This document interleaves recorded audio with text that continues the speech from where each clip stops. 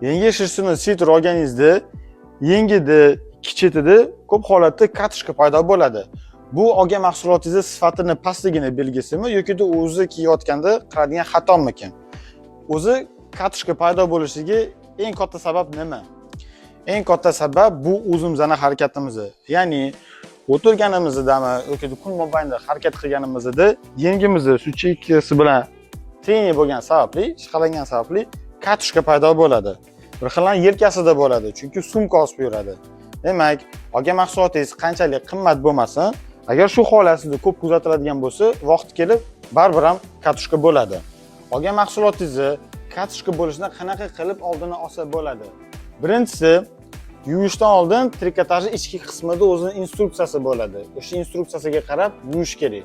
Ikkinchisi bo'lsa, yuvishdan oldin trikotajning ichki tarafini tashqi tarafiga o'girish kerak. O'shanda yuvilish jarayonida treniya kamroq bo'lib, katishka bo'lishidan ehtimol ancha pasayadi.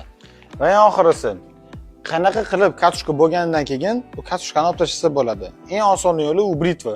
Britvada akkuratni o'sha katishkasini olib tashlasa bo'ladi. Yoki-da eng osoni, undan ham osoni bu katishka oladigan mashinani olganingiz yaxshi. 2 minut vaqtingizni sarflasanglar, olgan trikotajingizni yangi holatga qaytarsanglar bo'ladi.